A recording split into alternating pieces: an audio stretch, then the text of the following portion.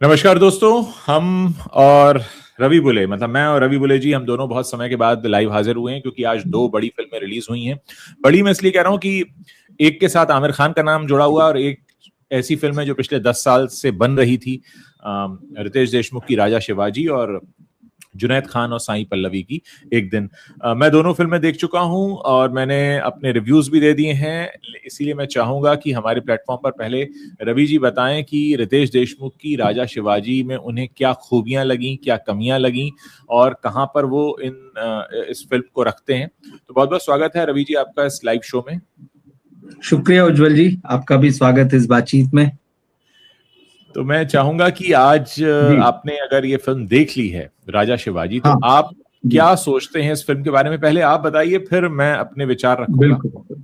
हाँ, देखिए, फिल्म का इंतजार तो था ही। राजा शिवाजी, छत्रपति शिवाजी महाराज की कहानी, उनके राजा बनने तक, उनके बचपन से लेकर जो है राजा बनने तक की जो कहानी है।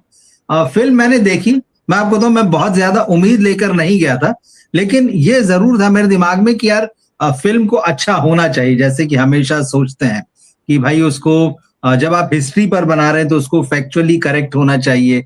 उसमें कैरेक्टर्स जो होना चाहिए वो आपको लगना चाहिए कि आप उन्हीं कैरेक्टर्स को देख रहे हैं।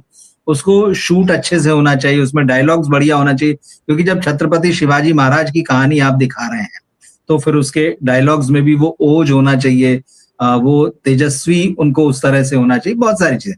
लेकिन ओवरऑल मेरा इंप्रेशन ये रहा, जिसको आप बोल सकते हैं कि 50-50 वाला मामला अगर कहें, बहुत अगर सिंपल ढंग से मैं कहूं, not so good not so bad, इस तरह का मामला। तो मैं ये नहीं कहूंगा कि रितेश देशमुख ने जो ये फिल्म बनाई उसने बड़ा इम्प्रेस किया, ऐसा नहीं है। और इसकी कुछ वजह है मेरी उसमें, जी। क्योंकि मैंने हिंदी वर्जन देखा। ये फिल्म जो हाँ। है दो वर्जन है, मराठी है और हिंदी है। तो जी। मराठी तो एकदम हाउसफुल था। हाँ। लगभग जो है बोईसर में जहां मैं रहता हूँ, जी। करीब 300 सीटर हॉल है शायद मेरे ख्याल से, और वो पूरा ही रात को पैक हो गया था। तो जो उनका मल्टीप्लेक्स का जो छोटा हॉल है, जो आई थिंक 50-60 सीटर है, वो उसमें हिंदी का शो था 11:30 बजे का। तो वो भी ऑलमोस्ट पैक था, मतलब अगर दो चार सीटें हम छोड़ दें तो कहानी तो ये बेसिकली जहां जाकर शिफ्ट होती है, वो जो आदिल शाही जो है, इसमें बड़े एक चीज तो अच्छे से समझा दी है कि जिन्हें अगर इतिहास नहीं पता है और हाँ। जिन्हें इतिहास, भूगोल का भी इतिहास नहीं पता है, कि जिन्हें सिर्फ दिल्ली सल्तनत और मुगल पता है, उनके लिए भी यहाँ पर बताया कि निजाम शाही क्या थी, कैसे एक आदिल शाही थी, उनकी क्या मतलब शत्रुता थी या नहीं, क्या संबंध है मुगलों के साथ, शुरू में अच्छे से डिफाइन किया। तो अगर किसी को नहीं पता होगा तो कंफ्यूज नहीं होगा कि नहीं पता नहीं क्या चल रहा है। तो कमेंट्री में, नक्शे में बहुत अच्छे से वेल डिफाइंड है। तो शुरुआत जो है वो इस फिल्म की मुझे ठीक लगी, एक अगर आम दर्शक के रूप में भी हम देखें तो। लेकिन शुरुआत के बाद जो है ये फिल्म मुझे लगता है कहानी की तरफ ज्यादा मुड़ गई और फैक्ट की तरफ जो है वो उसने कम ध्यान रखा, ऐसा मुझे लगा। और फाइनली ये जो कहानी है वो अफजल खान का वध शिवाजी महाराज ने जो किया था, ये हाँ। वहां पर जाके रुकती है और उसका बार बार वो खलनायक के तौर पर स्थापित भी होता है, क्योंकि जो शाहजी राजे थे, शिवाजी महाराज के पिताजी, तो वो उनको कैसे अपमानित करता है, कैसे उनको कैद करता है। फिर जो छत्रपति शिवाजी महाराज के बड़े भाई शंभू शाहजी राजे, तो कैसे वो उनकी हत्या करता है, युद्ध के मैदान में छल से मारता है। तो वो ये होना ही था कि आखिर में जो है, क्योंकि जीजाबाई जो है, माता जीजाबाई जो है, वो शिवाजी महाराज से कहती कि मुझे इसका सिर चाहिए। तो छत्रपति शिवाजी महाराज जो प्रतापगढ़ की लड़ाई, इसमें लड़ाई एग्जैक्टली नहीं कहेंगे, हाँ। लेकिन कहा तो यही जाता है, घेरा डाला हुआ था वहां। तो किस तरह से फिर वो जाकर जो है इसका वध करते हैं, और इसमें उसकी चालाकी की वजह, मतलब वो क्योंकि विश्वासघात सबसे पहले वही करता है, पूरा मामला यही है। तो इसमें सबसे बड़ी चीज ये है कि ये एक ऐतिहासिक कहानी है, ऐतिहासिक तथ्यों पर आधारित है। तो इसमें आप ये नहीं कह सकते कि इसमें कुछ नयापन है कि नहीं। जो जानते हैं वो सब जानते हैं, और महाराष्ट्र में मुझे लगता है सभी जानते हैं। ऐसा कोई नहीं मिलेगा कि जो इन घटनाओं को और इन सारी बातों को नहीं जानते। बात थी एग्जीक्यूशन की कि वो किस तरह से होता है। वहां पे मुझे लगता है कि सबसे पहले तो राइटर्स गच्चा खा गए। जो जी। इनकी रिसर्च टीम थी, जो इस फिल्म की स्क्रिप्ट या जिन्होंने कहानी लिखी, आई थिंक 3 लोग हैं, 3 नाम आते हैं। तो वो स्क्रिप्ट के लेवल पे जो है फिल्म जो है काफी हिचकोले खाती है। कई हिस्से जो है बहुत तेजी से चलते हैं, फिर वो अचानक स्लो पड़ जाते हैं, फिर आपको लगता है कहानी खींची जा रही है। तो फर्स्ट हाफ इसी तरह से, सेकंड हाफ में भी यही है। तो स्क्रिप्ट का मामला जो है और कहानी, फैक्ट्स की भी मैं कुछ बात करूंगा और कुछ, हालांकि देखिए एक राइटर और डायरेक्टर का मामला है, तो क्या रितेश ने सिलेक्ट किया, क्या बनाया, वो सारी चीजें। लेकिन मुझे लगता है कि कई चीजें उन्होंने इसमें छोड़ी हैं। इतनी लंबी फिल्म होने, मुझे लगता है कि जब आपने 3 घंटे प्लस की फिल्म बनाई है तो उन सारी चीजों को कवर हो जाना चाहिए था। लेकिन ठीक है, तो कुल मिला के मुझे ये फिल्म जो है राइटर्स के लेवल पे बहुत कमजोर लगी और उसका असर जो है वो डायरेक्टर पे पड़ना ही था।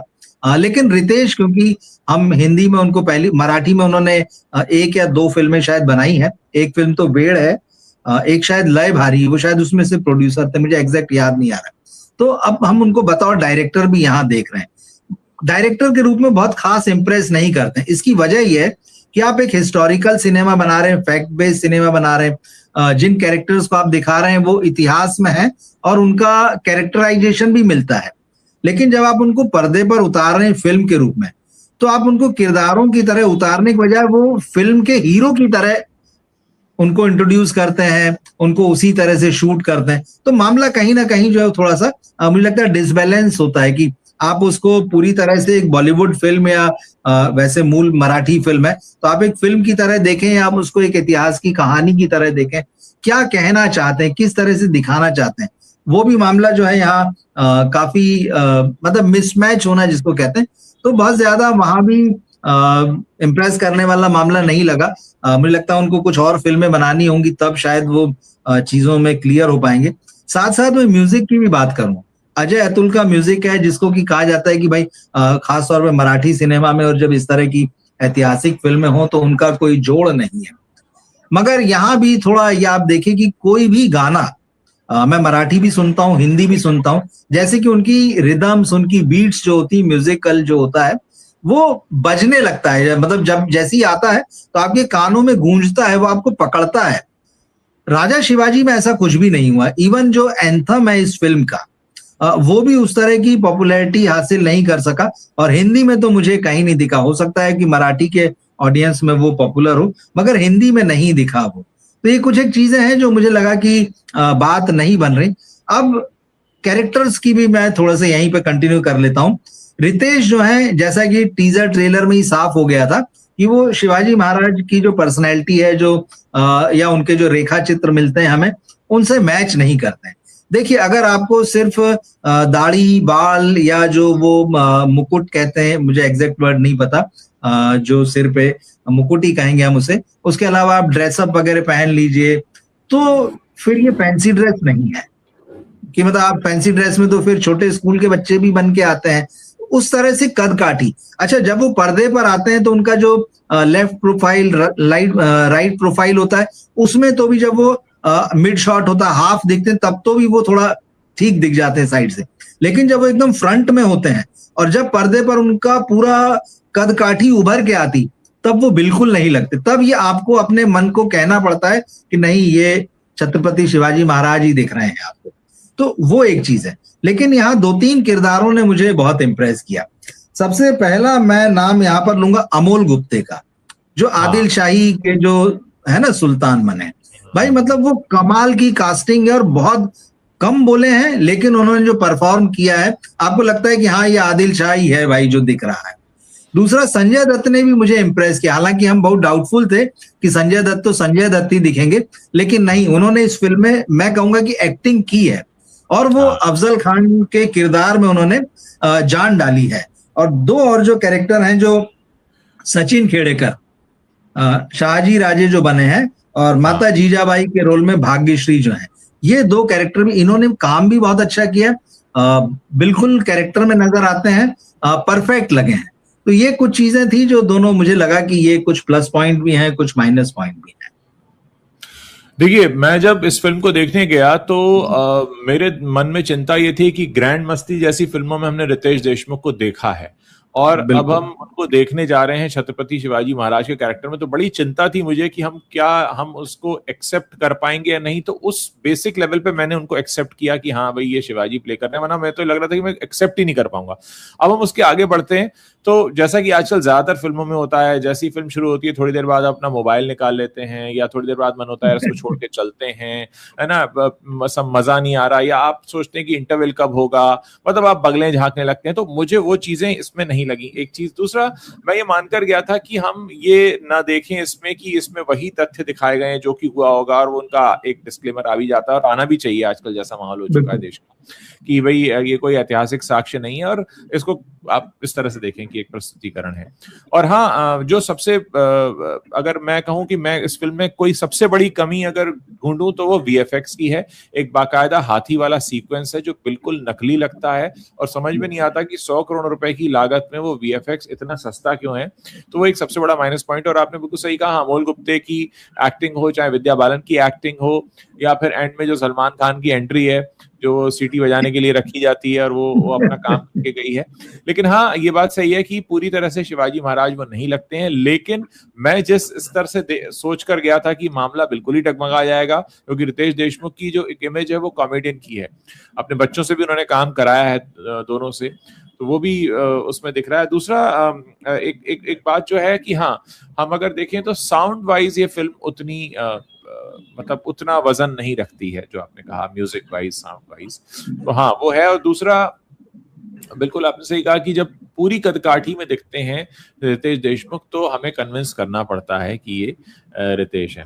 जिस तरह का हम इस फिल्म के बारे में सुन रहे थे कि 10 साल से तैयारी थी, कोविड से पहले आने वाली थी, 100 करोड़ का बजट है, रितेश के लिए पूरी जिंदगी भर का वो था, और मतलब तमाम तरह की इसको लेके खबरें आई कि सलमान खान ने तो जिद करके इसमें रोल लिया है। मतलब जिस तरह से एक इस फिल्म का जो एक आभा मंडल तैयार हुआ कि भाई ये तो एक बहुत बड़ा कुछ आ रहा है, तो हाँ उस स्तर का मास्टरपीस तो नहीं है ये। लेकिन हम ये सोच सकते हैं कि रितेश देशमुख ने अपने करियर में, कहते हैं ना कि एक ऐसी कोशिश की है कि हिंदी ऑडियंस के लिए भी, मराठी, अब मैंने मराठी देखा तो मैं मराठी पे कमेंट नहीं कर सकता, और उन्होंने कोशिश अपनी तरफ से की है, लेकिन कई जगहों पर वो चूक गए हैं। अब वो चूक लापरवाही की वजह से हुई, या अनुभवहीनता की वजह से हुई, या उन्हें समझ में नहीं आया कि करना क्या था। मतलब मुझे हाथी वाला सीक्वेंस सबसे ज्यादा नकली लगा। मुझे लगा कि फिल्म का सबसे कमजोर पक्ष है वो हाथी वाला सीक्वेंस। उसमें काफी कुछ अच्छी चीजें, अगर इतना पैसा खर्च किया था तो उसको उस स्तर का बना सकते। तो ये मेरा टेक है इस फिल्म के ऊपर। मेरे लिए इस फिल्म में जो मेजर फेलियर है वो राइटिंग का है जी। उसकी वजह है, जब आप एक ऐसे सब्जेक्ट पे फिल्म बना रहे हैं जिसमें आपको कहना चाहिए कि कहानी या फैक्ट सब कुछ रेडीमेड मिल रहा है, आपको कुछ नहीं करना है, उसमें एकदम रेडीमेड मिल रहा है, पूरा घटनाक्रम जो है पूरा रेडीमेड मिल रहा है। लेकिन यहां पर वही बात आती है कि बॉलीवुड में, अब क्योंकि हम बॉलीवुड के नजरिए से देखेंगे, हमने हिंदी में, क्योंकि रितेश भी इस बात के लिए तो थे ही पहले दिन से तैयार कि मैं हिंदी में भी ला रहा हूं। जो हिंदी सिनेमा की सबसे बड़ी कमी है, राइटर्स को हल्के में लेना। भाई जब रितेश देशमुख 100 करोड़ के बजट की फिल्म बना रहे थे तो उन्हें अपने साथ वाकई स्कॉलर्स को जोड़ना चाहिए था, जो दशकों से जिन्होंने रिसर्च किया है, जिन्होंने मराठी में बहुत बड़े बड़े उपन्यास हैं, चाहे वो छत्रपति शिवाजी महाराज की बात हो, चाहे संभाजी महाराज की बात हो, चाहे शाहजी राजे साहब की बात हो, मतलब ये भरपूर है मराठी में साहित्य, और उनको लिखने वाले ग्रेट राइटर्स हैं। लेकिन आपने वो नहीं किया। तो यही जो होता है ना, आप राइटिंग को बहुत हल्के ढंग में लेना और कहना कह रही तो कोई भी लिख लेगा, क्योंकि अरे मेरे पास तो रेडीमेड कहानी है, तो मुझे करना ही क्या है इसमें। ये जो करना ही क्या वाली बात है ना, ये सबसे बड़ा धोखा है। मुझे लगता है वो यहाँ पर बड़ा जबरदस्त रूप से गच्चा खा गए कि जब आपके सामने सब कुछ था, आपको कुछ नहीं करना था, मगर उसको लिखने का तरीका होता है। उस कहानी में से, मतलब वो जो हिस्ट्री है उसमें से आपको कौन से मोमेंट्स उठाने हैं, किनको छोड़ना है, या कौन से मोमेंट्स आप जो कहानी कहना चाह रहे हैं, कौन से कैरेक्टर्स उनको और जोड़ने की जरूरत है जो आपकी कहानी को मजबूत बनाएंगे, आपके स्क्रीन प्ले को मजबूत बनाएंगे, आपकी फिल्म को ऑथेंटिसिटी देंगे। ये बहुत इंपॉर्टेंट चीज होती है। तो ये जो लापरवाही कहूंगा मैं इसको, और कुछ नहीं कहूंगा, कि आप लापरवाही करते हैं कि यार सब कुछ तो हमारे पास है यार, पैसा हमारे पास है, मराठी फिल्म बना रहे हैं पर बॉलीवुड के बड़े बड़े स्टार हमारी फिल्म में काम करने जा रहे हैं, एक बड़ा स्टूडियो हमको बैकअप कर रहा है, तो फिर हमें क्या जरूरत है? सबसे सक्सेसफुल म्यूजिक डायरेक्टर्स जो आज की डेट में वो हमारे साथ काम सब तो है, हमें फिर किस चीज की जरूरत है? आपको उस चीज की जरूरत है जो इस सब में जान फूकेगा। तो वहां गच्चा खाकर बुरी तरह से गच्चा खाए, मैं कहूंगा आपको। सब कुछ होने के बावजूद भी आप वो जादू नहीं पैदा कर सके। इसमें होना ये चाहिए था कि हर जगह आज की तारीख में यही आवाज होनी थी कि यार ये मस्ट वॉच फिल्म है। बरसों से, दशकों से शिवाजी महाराज पर ऐसा सिनेमा नहीं आया है। तो आपके पास कितना बड़ा मौका था। फिर आप कह रहे हैं मैं तो 10 साल से ये ड्रीम देख रहा हूं। तो अब अगर ये ड्रीम देख रहे हैं तो फिर मुझे लगता है फिर वो एक लेवल का मामला होता है कि आप किस लेवल पे खड़े होकर देख रहे हैं। ये समस्या है। एक चीज मैं सलमान खान साहब के बारे में भी कहूंगा, कोई समस्या नहीं है किसकी कास्टिंग किस रोल में की जाती है। आप अपने सिनेमा को बतौर प्रोडक्ट आप किस रूप में देखते हैं, लेकिन जब आप एक इतना, मैं बिल्कुल मान रहा हूँ कि हल्का फुल्का अटेम्प्ट नहीं है कि मजे में कर लिया, आपने बहुत सीरियसनेस के साथ जब इस फिल्म को बनाया, एक एक कैरेक्टर आपने चुने, अमोल गुप्ते, संजय दत्त, विद्या बालन, सारे के सारे, ठीक है। लेकिन फिर आपने कहा एक बढ़िया सुपरस्टार ले आते हैं बढ़िया से कि वो आएगा तो तालियां और सीटियां बजेगी। तो भाई साहब जब आपने पूरा सीरियसली काम किया ना, उसको आपने 2 मिनट में तालियां और सीटियां जो सस्ती होंगी, मैं कहूंगा वो महंगी नहीं है, वो तो सस्ती तालियां और सीटियां के चक्कर में आपने सलमान खान को ले लिया। तो आज क्या चर्चा है? फिल्म तो साइड में छोड़ी, अरे सलमान का कैमियो, सलमान के कैमियो की जरूरत नहीं थी यहाँ पर। ठीक है, आपने या तो आप उनको बड़ा इंपॉर्टेंट रोल दे देते कि भाई सलमान है मेरी फिल्म में और बहुत बड़ा रोल मैं दे रहा हूं, तो समझ। तो ये जो एक लालच कही है ना, इससे आप अपने ही प्रोडक्ट को कमजोर करते हैं, मुझे ऐसा लगता है। तो इस तरह के कैमियो से क्या फायदा, वो बताइए। और उम्र दराज लगते हैं सलमान, जिस किरदार में वो आए हैं उस किरदार के हिसाब से वो उम्र दराज लगते हैं।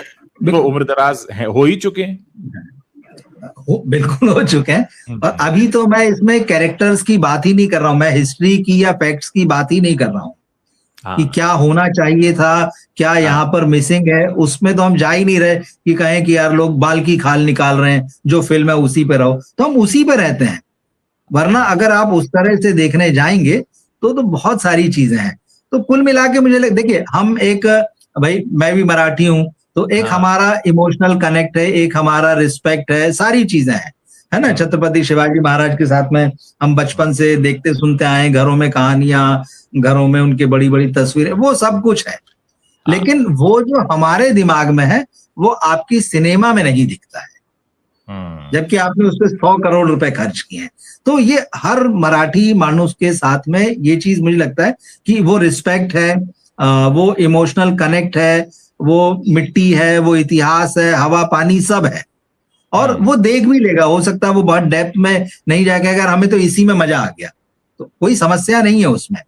लेकिन जब आप एक सीरियस अटेम्प्ट कर रहे हैं तो मुझे लगता है यहाँ पे उस चीज की थोड़ी सी कही कि वो जो परफेक्शन होना चाहिए, परफेक्शन से हालांकि बहुत दूर है, वो नहीं दिखता है। मतलब कि आप ठीक है, अगर आपने आम दर्शक के लिए बनाई, मैं मानता हूं उस चीज को, लेकिन आपने एक आम निर्माता, एक आम निर्देशक, एक आम कलाकार की तरह नहीं बनाई ना। आपने तो बहुत खास होके बनाई। 10 साल पुराना सपना था आपका, तो सपना था ना, और बड़ा खास था। वो खासपन इसमें नहीं दिखाई देता है।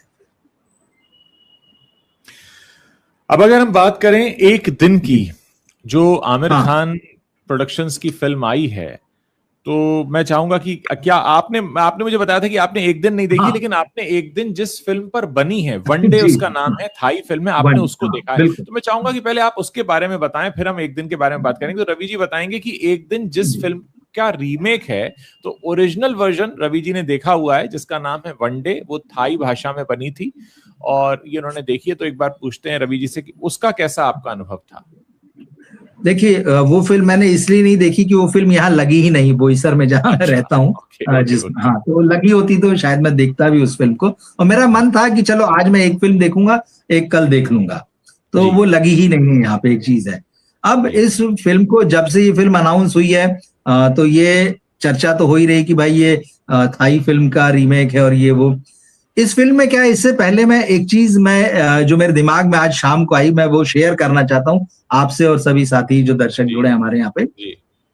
आमिर खान को कैसा लगता होगा जब जैसी इस बात का जिक्र आता है कि एक दिन उनके बैनर की फिल्म है, उनके बेटे की फिल्म है, और अगली लाइन सबकी यही मैंने नोट किया कि ये एक थाई फिल्म का रीमेक है।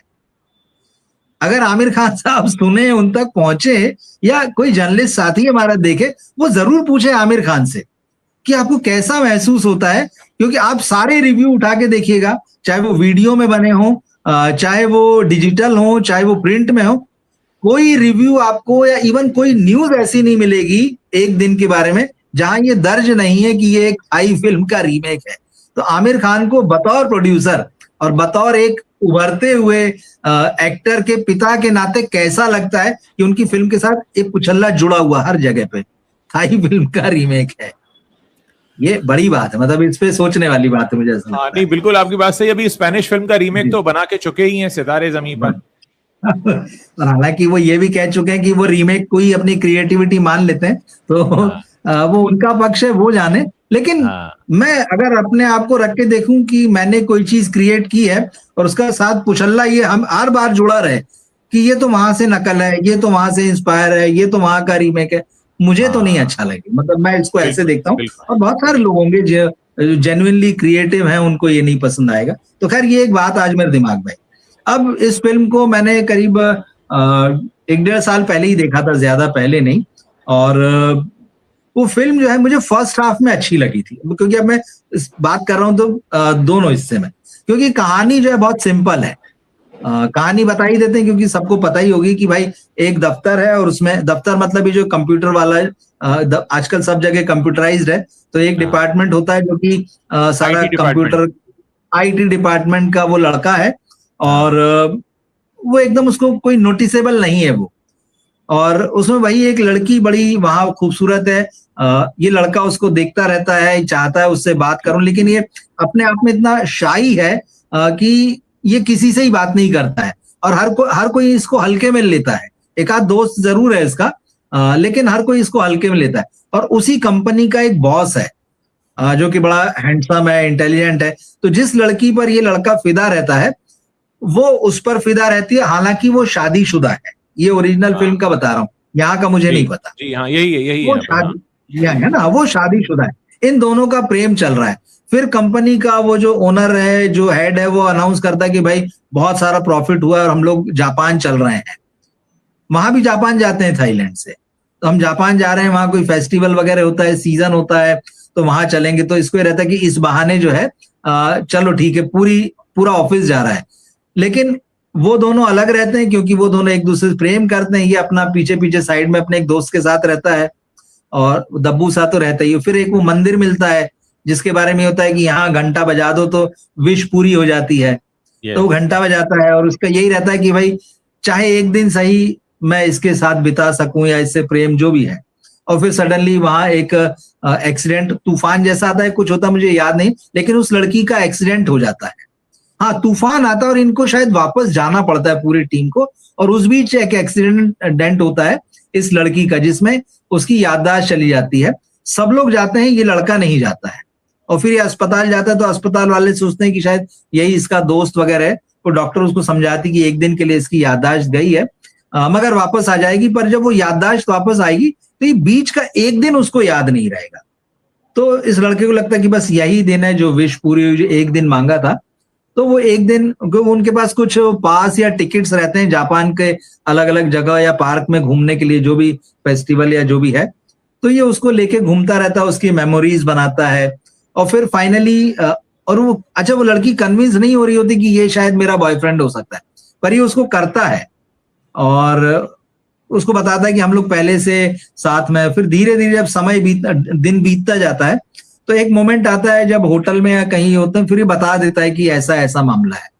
तो इसको थप्पड़ वप्पड़ भी मार देती है। और फिर लेकिन फिर कुछ चीजें ऐसी बताई उसमें कि वो लड़की इससे इंप्रेस होती है कि बहुत प्योर हार्ट है। तो कहती है कि वीडियो बनाओ, और मैं जब सारी चीजें मैं भूल जाऊंगी तो तुम मुझे बताना कि ये हुआ था, तो मुझे सारी चीजें जो रिकॉल हो जाएगी। अब मैं इसमें क्लाइमैक्स नहीं बताऊंगा, अगर किसी ने नहीं देखी हो तो देखे। तो वो एक दिन की कहानी, लव स्टोरी। इसका पहला हाफ मुझे अच्छा लगा था, लेकिन सेकंड हाफ जो इधर घूमना उधर जाना, ये वो बहुत सारा रिपीटेशन। नहीं, तूफान नहीं आता, तूफान तो ऐसा आता है वो बॉस की बीवी आ जाती है वहां पे। हाँ, याद आया। वो तूफान आती है, ऐसी ऐसी तो वो वही तूफान होता है, वही आता होता है। है। हाँ हाँ हाँ, हाँ। वही आ गई ना। हाँ, तो बॉस की बीवी आ जाती है, वो भागते हैं फिर वहां से, मतलब सब चले जाते हैं, ये तूफान आता है। तो यही कहानी है। तो मुझे इंटरेस्टिंग लगी थी, लेकिन फिर इसका जो क्लाइमैक्स जो इस फिल्म का है वो थोड़ा सैड एंडिंग है, तो वो मैं नहीं बताऊंगा। तो यही कहानी है। तो मुझे ठीक लगी थी, लेकिन मुझे ऐसी नहीं लगी थी कि आमिर खान जैसा एक प्रोड्यूसर जो है, या कोई भी XYZ, जो लोग हमारे यहाँ कोरियन फिल्म बनाते हैं, या कोरियन या थाई जो भी बनती हैं, कि इसका रीमेक होके हिंदी में आए। हिंदी का लव जो है वो तो बड़ा प्लेफुल है, म्यूजिकल है, बहुत सारा एक्शन ड्रामा है। ये तो बड़ी सूखी सादी टाइप की, वो वैनिला आइसक्रीम जैसी पिक्चर है ये, मतलब। तो नहीं, मुझे बिल्कुल सही इसमें कहा नहीं आपने। लगा। जैसे अभी कुछ समय पहले मैंने दो दीवाने शहर में देखी थी, तो हाँ मुझे पसंद आई, लेकिन मुझे पता था ये पिक्चर नहीं चलेगी क्योंकि हाँ, उसमें वो मैंने मसाला भी नहीं था। देखी। ऐसे ही ये भी एक नहीं, बहुत शांत सी लव स्टोरी है, मतलब इसमें कुछ ऐसा हाँ, नहीं है कि कुछ जो नहीं, मसाला होगा, मसाला लेस है ये, इसमें कोई मसाला नहीं है। बिल्कुल। और लोग अगर बहुत शांत सी कोई फिल्म देखना चाहते हैं जिसमें कोई बहुत ज्यादा ना तो शोर शराबा हो, ना कोई बहुत ज्यादा तड़क भड़क हो, तो वो देख सकते हैं। मुझे लगता है कि इस फिल्म का जो मुझे सबसे बड़ी नॉवेल्टी लगा, वो लगा साईं पल्लवी का चेहरा, जो बहुत ही खिलखिलाहट से भरा है, जो बहुत अट्रैक्ट करता है, और मुझे लगता है कि उनके अंदर बहुत संभावनाएं हैं। ये फिल्म जुनैद के करियर को शायद इसलिए हेल्प कर पाएगी क्योंकि जो कैरेक्टर उन्होंने निभाया है वो उनके रियल सेल्फ में जैसे वो दिखते हैं, जिस तरह के अननोटिसेबल, बड़े कॉमनर, सामने से निकल जाए पता भी नहीं चलेगा कि कोई गया, तो वैसा ही कैरेक्टर है कि हाँ, मतलब एक वो आम सा लड़का जो, उसका नाम भी इतना कॉमन है और उसका अपीयरेंस, ओवरऑल पर्सोना इतना कॉमन है कि उसको उसके घर, उसके ऑफिस का जो वॉचमैन है वो 2.5 साल से पहचान ही नहीं पाया है। वो कहता है भैया मैं रोज आता हूँ यहाँ पे, तो इतना कॉमन है। मतलब ये इसमें किसी का वो नहीं है भाई, जो शक्ल है वो या नाम है ईश्वर देता है, घर वाले देते हैं, लेकिन एक होता है कि कुछ लोग नोटिस होते हैं और नहीं होते। तो जुनैद को ये जो रोल मिला है, कास्टिंग बड़ी परफेक्ट हुई है। और साईं पल्लवी को मैंने तो पहली बार ही उनका काम देखा, मैंने अभी तक उनका कोई काम नहीं देखा था, और उनका ये बॉलीवुड डेब्यू ही कहा जा रहा है, हिंदी डेब्यू हाँ, है बिल्कुल उनका। वही है। हाँ, तो वो बहुत सही रोल में हुआ है और वो याद रह जाएंगी लोगों को, और वो अपनी छाप भी छोड़ेंगी। अब आगे तो खैर उनकी बड़ी फिल्म आने ही वाली है, रामायण, जो दिवाली पर रिलीज होगी रणबीर कपूर के साथ, लेकिन अगेन वो एक कैरेक्टर, अलग कैरेक्टर है, ये एक ऐसा मॉडर्न कैरेक्टर है जिससे लोग रिलेट करेंगे, कनेक्ट करेंगे। तो मुझे लगता है कि साईं पल्लवी के लिए एक अच्छी शुरुआत है। ओवरऑल फिल्म बहुत वनीला है, यस, बहुत शांत सी लव स्टोरी है। अगर बहुत अच्छा, इस फिल्म में अगर एक गूढ़, मतलब एक मैसेज जो मैं लेकर निकला, हाँ, होप, उम्मीद, हाँ। उम्मीद से ठीक। भरी फिल्म है। मतलब उम्मीद से भरी कहानी है, उम्मीद से भरी फिल्म तो नहीं कहूंगा, उम्मीद से भरी कहानी है, जो आपको देती है कि एक दिन कुछ ऐसा हो सकता है जो आपने कभी ना सोचा हो, और उससे फिर पूरी जिंदगी आपकी बदल जाए। तो एक उम्मीद देने वाली कहानी है ये, फील गुड है, देखकर आएंगे, अच्छा लगेगा, बाहर निकलेंगे तो चेहरे पे मुस्कान होगी और लगेगा कि हाँ, कुछ हो सकता है लाइफ में अच्छा। तो बस इसलिए तो ये फिल्म देख सकते हैं। क्योंकि आप ये बता रहे हैं कि इसमें हाँ लास्ट में फील गुड है, इसलिए शायद वो पॉजिटिविटी वाली बात है। जो ओरिजिनल हाँ फिल्म है उसमें वैसा नहीं है। और अच्छा, एक खबर आई थी अभी कुछ समय पहले, रिलीज से पहले, कि आमिर खान ने इस फिल्म का क्लाइमैक्स बदल दिया है। तो जी, मेरी उतना ही जानने में दिलचस्पी थी कि अच्छा, उन्होंने क्या क्लाइमैक्स बदला होगा, क्योंकि हाँ फिल्म हाँ तो ज्यों की त्यों ही है। जो आप बता रहे हैं कि भाई वॉचमैन भी नहीं पहचानता, लिफ्टमैन भी नहीं पहचानता, वो हाँ सारा ओरिजिनल फिल्म में भी है। हाँ, लेकिन ये है कि अब आमिर खान को मुझे लगता है सोचना चाहिए थोड़ा सा इस बारे में। उनका कद जो है ना बड़ा है। क्या होता है ना कि जब आप एक इंडस्ट्री में होते हैं, 3 साढ़े 3 दशक हो गए हैं, तो आपसे ये उम्मीद की जाती है कि आप कुछ ओरिजिनल और कुछ ऐसा देंगे जो अपने टाइम को डिफाइन करेगा, या जो काम इंडस्ट्री में आप कर रहे हैं कुछ नया मोड़ देगा। अब आप 30-35 साल से काम करके भी वही पुराना कहीं का छाप रहे हैं, ये बहुत इंटेलिजेंट होने की निशानी नहीं है, मुझे ऐसा लगता है। सर अभी देखिए, बिजनेस कर सकते मैं हैं। ये मानता हाँ, हूं कि हर चीज की एक एक्सपायरी होती है।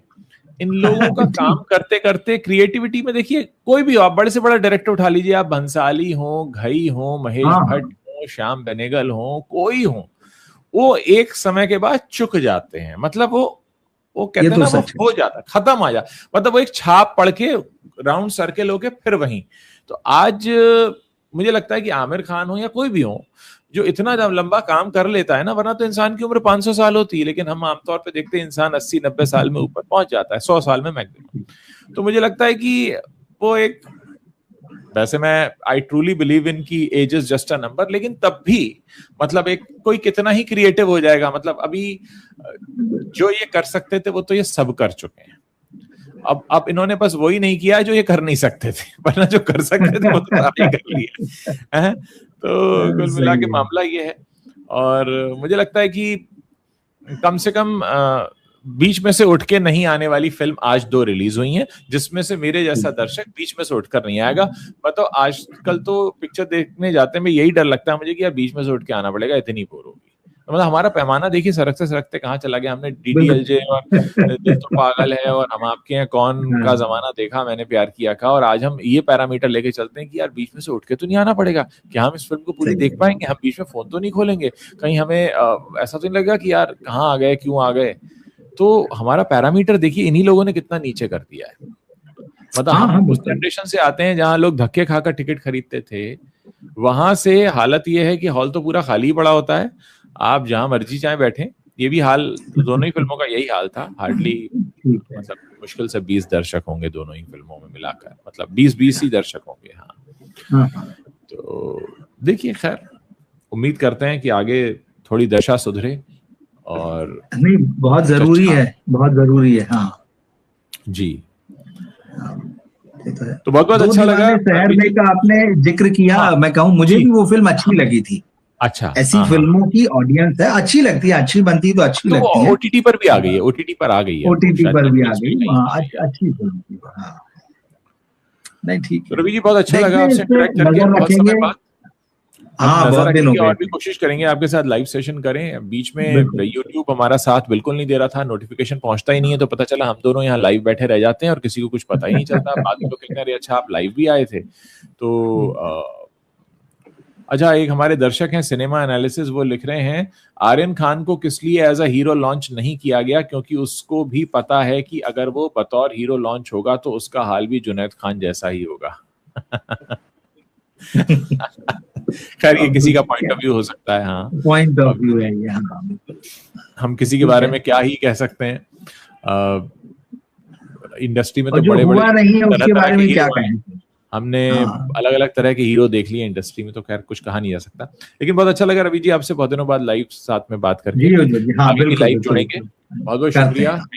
Thank you. Good night.